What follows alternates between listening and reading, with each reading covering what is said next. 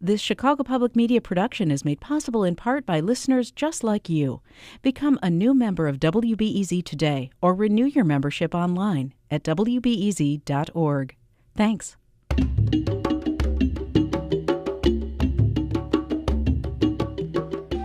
Welcome to Worldview from WBEZ. I'm Jerome McDonnell.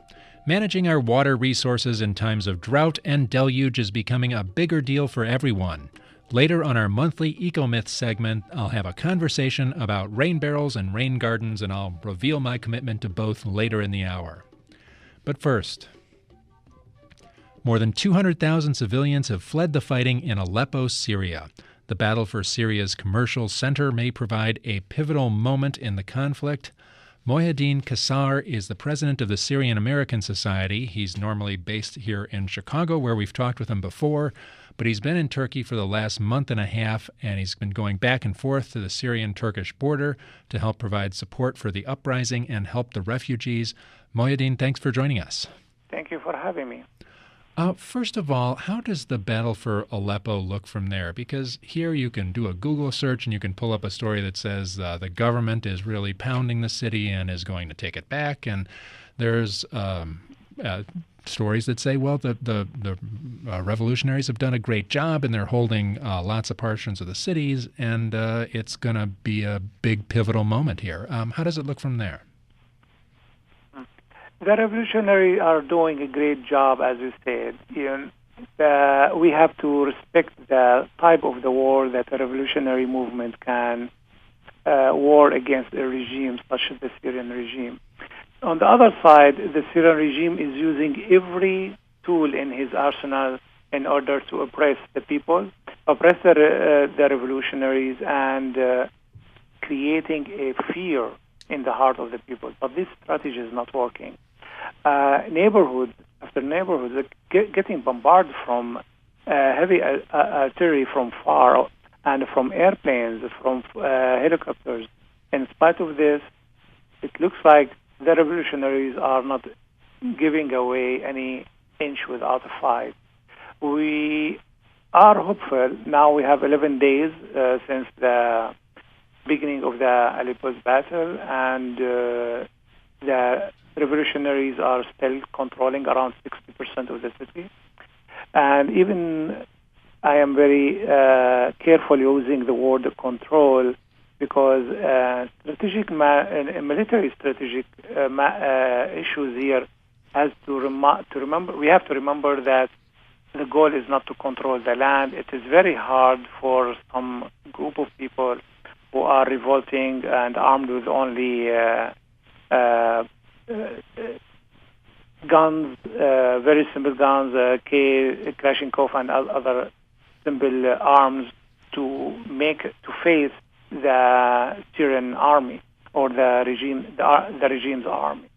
The regime's army is very known as a very heavy equipped regime and very resilient, and they are trying to do their best to destroy the city. Literally, they are destroying the city right now. Well, some of the accounts seem to indicate that the rebels almost stumbled into this and didn't exactly think they were going to get as far as they did. There was someone from the Christian Science Monitor who just came across the border there in Turkey and said he thought the rebels were surprised that they could hold the city for as long as they did.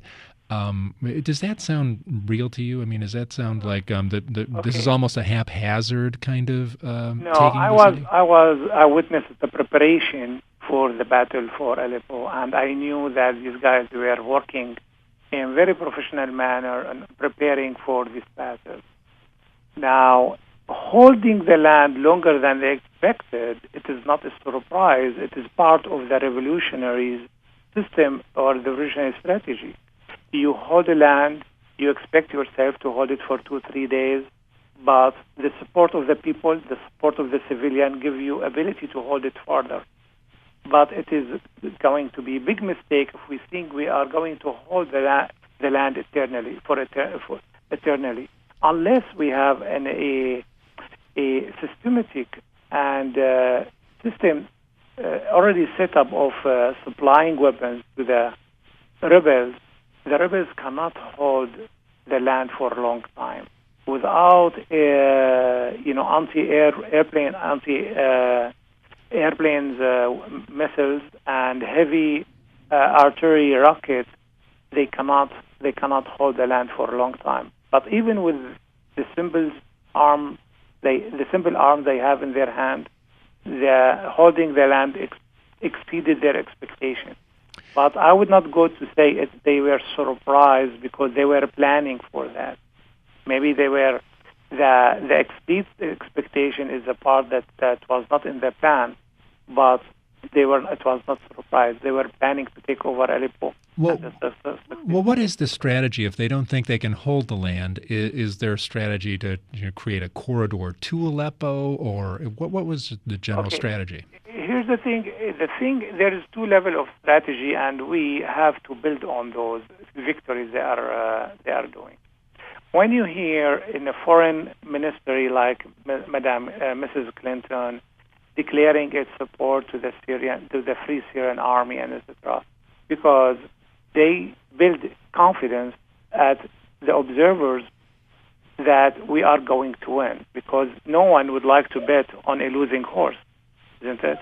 So building confidence that we are going to win, that's something very important in our strategy. We have to build a reliable movement that says this movement is not going to die with the first counterattack they're going to receive.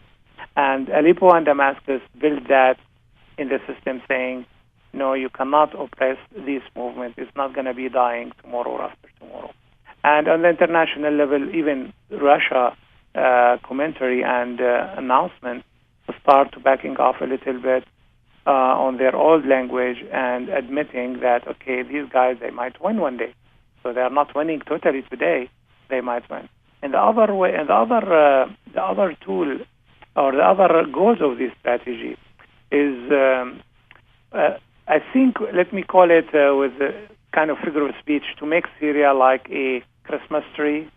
One spot goes on and the other spot goes off. One spot goes on, one spot goes off. To, paralyze the system, the regime, to show the regime that he lost his ability to control the country, and to show the regime that he lost the total legitimacy in front of his own people. Okay, so that's achieve its goal. The Battle of Damascus, and it's still going on, show him that he is not away. There is no place that he can hide in it. There is no place that the Free Syrian Army cannot operate in it. Even 1 kilometer away from his presidential palace, the Free Syrian Army operated and gained ground. We didn't hold it long time, but we gained ground on that. Can you tell us about some of the people you're seeing there on the border with Turkey and Syria? Who's there? Are people coming from Aleppo? How do you read the crowd? Okay, there is 3 types of crowd. The first type, the easy reading, is the refugees, where either they run away and they have enough money to go all the way to Istanbul, rent an apartment and live in it. Okay, and there's those refugees who are just across the border. They want safety, and they join the refugees camp. Those are the refugees. The second crowd are those who are either tired or wounded, who come out of the country, come down to houses in the borders or to rest area where they take a rest, or if they are wounded, they get some medical assistance, and then they go back. I saw some people who came to us, and I saw somebody who slept 20 hours after that.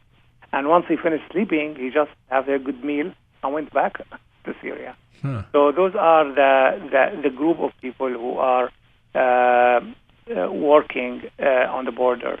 There's a third group who are in the leadership, who are continuously trying to mobilize, and they are moving from one area to another area in order to mobilize the youth and the revolutionaries. So those are what you see on the border. Of course, you run into some journalists and you hear their commentary, and it is a big movement there. The history is being made there, and you feel that in the conversation of everybody, from the little youth who are 19 years old and 20 years old, all the way to the leaders who are on the ground leading the troops and trying to make a difference in the movement. Let me throw a couple of quick scenarios out to you in the last few minutes we have. Some people are talking about a transitional figure, someone possibly from the Assad regime previously who's defected, and this is someone who could provide the international community with some, reliability on the biological chemical weapons, and this would be something that would suit the international community. How does a transitional figure sound to people there? Okay, the fear for the revolutionaries, they are not afraid of that the regime is not going to fall. That's not the problem. They are not afraid that they're going to lose a battle or not. No, that's not the problem. The fear really, you see it in the conversation that somebody steals their revolution. Somebody comes, as you said, a transitional figure who find a half solution, and we go back to the first case where there's nothing happened. Okay, we are not in the revolution to change the figure on the first row. No, we want a major change in the society, in the entire relationship between the government and the institutions and the individual has to be changed here. So those games that some people come out and defective and said, okay, I can lead the transition, are really, really unpopular among people inside Syria. They are the people you feel that they are willing to pay more a little bit in time and cost, but they want a final solution. They want a solution that will solve the problem of the regime totally. In addition to that, all the proposed figures all have dirty hands, have dirty buckets and blood on their hands. There's another scenario I want to run by you, and it was mentioned in the Foreign Policy website today, and it thinks that maybe President Assad would withdraw to an Alawite community in the mountains and create a small little enclave for himself, and would hole up there with all his heavy weaponry and support from Russia, and there would be some sort of enclave there that he would back into if he was losing control of the big cities. In fact, let me dare to call it the Russian scenario, this Russian scenario. Unless you have this final goal in your possibilities, you will never understand the Russians' position in the Syrian army, on the Syrian issue. The Russian might have their end game is to have a little bit, as you said, enclave of Alawite on the border, and they guarantee to the Russian their base, military base, and they give the right to dig for oil in the Mediterranean to the Chinese. Unless you have this scenario, you will never understand why and what did the Russians do in the last year and a half. And this is a possibility. And everybody in Syria, especially in the rows of the revolutionaries, are aware of that. All right, very interesting. Moyheddin, we're going to have to drop it right there. Thanks a lot for joining us, and hopefully we'll talk again soon. Thank you very much. Have a good day. Moyheddin Kassar is president of the Syrian American Society. He's normally based here in Chicago, but he's been in Turkey on the border with Syria for the last month and a half. Thanks very much for joining us. Thank you.